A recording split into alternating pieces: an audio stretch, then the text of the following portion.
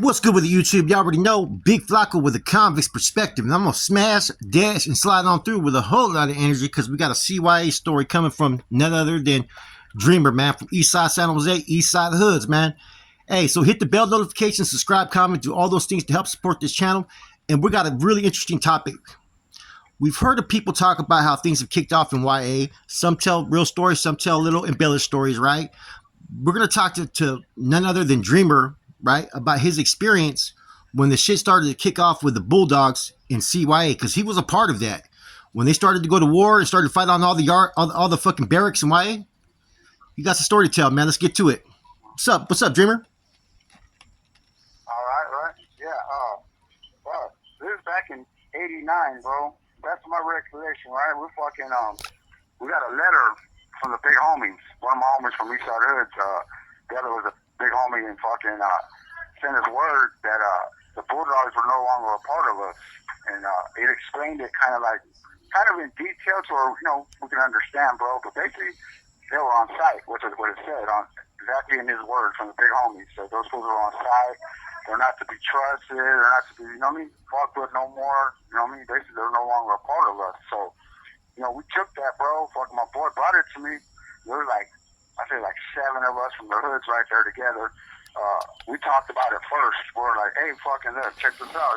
This is what we got from the big homies in the pen. And basically, they're telling us these fools are our enemy now. You know what I'm saying? We don't know the whole story or anything, but back in YA, bro, fucking shit like that just kicks off anyway. So we got all the other Nortenos from all the other cities that we fuck with.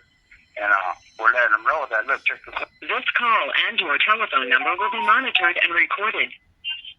We're letting them know, yeah, the fucking big homies told us these fools are no longer a part of us, bro. They fucking stepped away, fucking, for whatever reason. They fully didn't explain all that, but so we all got together, compromised a little plan, and fucking, we're like, fuck it, we're just gonna brush these fools first chance we get, So we broke off, talking about it, and I remember real clearly, I had a homeboy from Early Mark, Smiley, my boy Local from Merced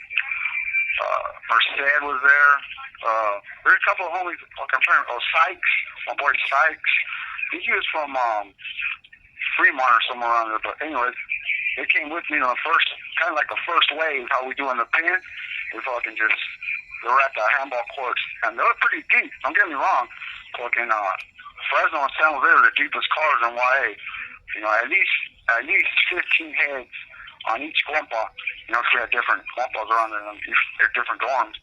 And so we walked up to them fools, and without saying anything, we just started getting off. They were playing, like I said, we were playing handball. We just started getting off on them, and I'm not gonna say we fucking dusted them off, destroyed them up, but them fools, they're from up north, bro. They know how to fight too. So they fought back, And we outnumbered them, though. That's the only reason why we probably got the best one that time. We fucking just, it was a big-ass riot, all the blacks, the fucking whites, and everybody were just fucking tripping, bro. You never seen nothing like that, It turned out to be big, bro. And I remember, the main ones that were there at the time was OG named Tony Boy. He was there from Fresno. A fool named Kiko, Snuffy.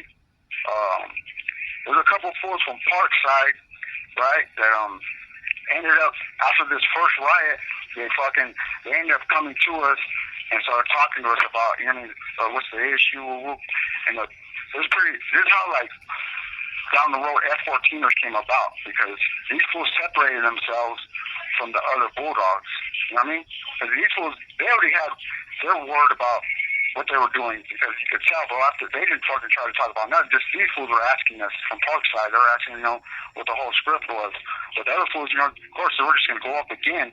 So, we talked about it with these homies and shit, and this is how that term F-14er ended up coming about, to separate them from the Bulldogs. Because we still have homies out in Fresno, bro. So, yeah, but there was a gang from the 70s that was M14. Was this just something in YA that you guys separated them by in YA? Like the F14 were Nortenos, the other ones were Bulldogs? How was that?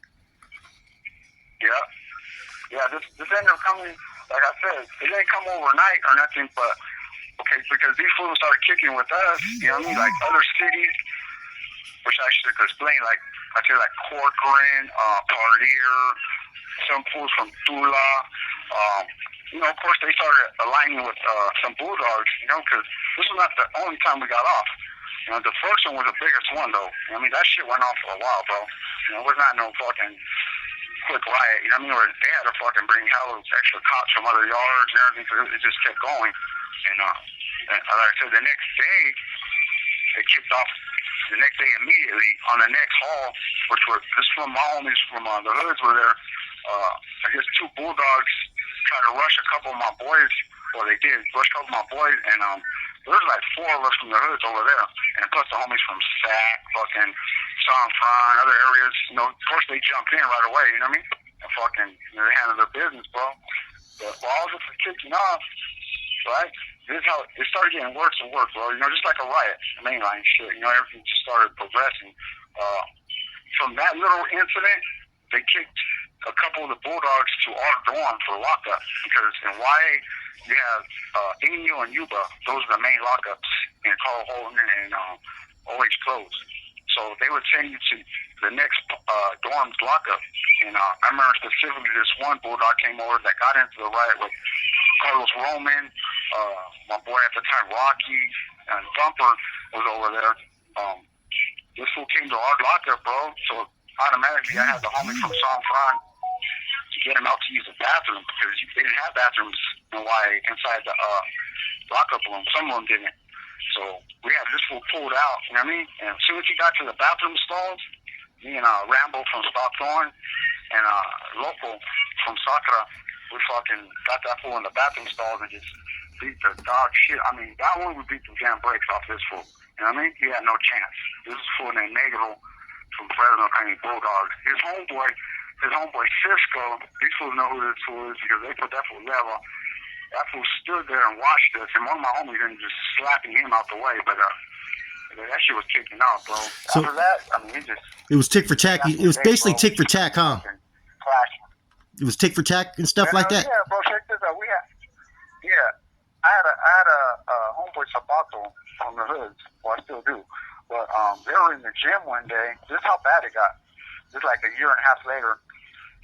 One day, this fool Champ, that was a Bulldog, came up to my boys and I don't know, just told them, fuck XIV, fuck structure. And my boys were like, what? Like, what the fuck? Of course they're going to get out regardless because, we said fuck XIV, That's that city life structure. That's how that city life came about, huh? I mean, yeah, exactly. That's what I'm saying. Everything started evolving from YA, So let me ask you. We separated a lot.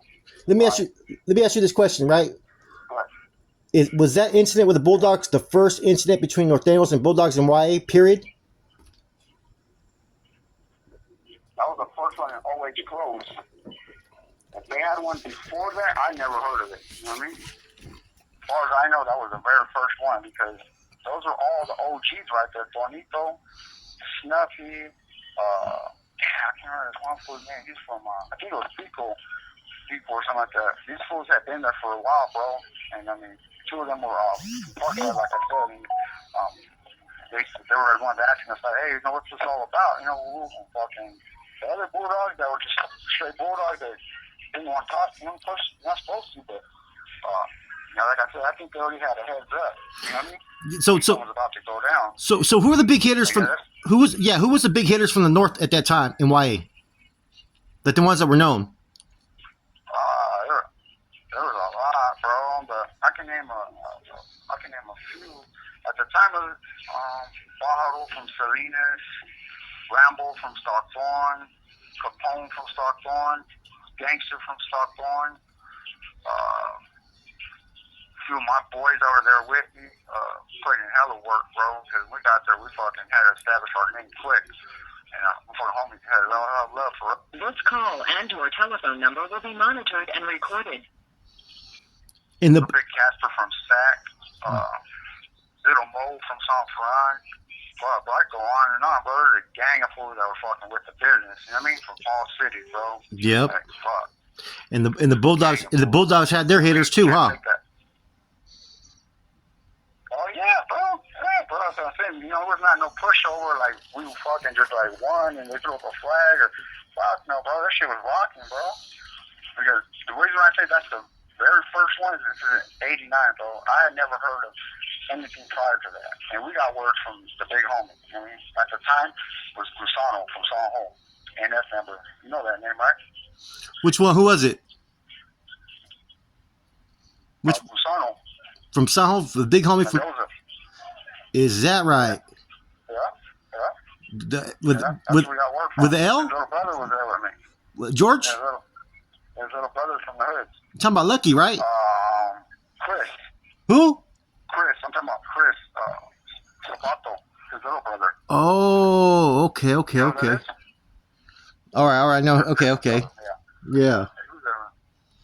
Remember, I had like 14, 15 homies from the hood. We jumped in a few while we were in YA when all this was cracking. You know what I mean? Fucking, but we did separate big time, bro. Like, you see homies come out for spreads and fucking there'd be like the Bulldog car and there'd be all of us city boys and other fools that like didn't go along with the Bulldogs. So we kind of like would use that city like thing, but remember homies would start turning the web up bird, the head differently. Bro, that's what people don't remember. I remember if you were from the city, you had to bank XI. You were an XIVer. If you were from the valley, you were a fucking a 14er. You know what I'm saying? I remember that. And so a lot of the people from the valley were kind of, believe it or not, they were kind of affiliated with the fucking Bulldogs for a minute. As Nortenos, believe it or not. Oh, trust me. Yeah, a lot of fools surprised me, bro.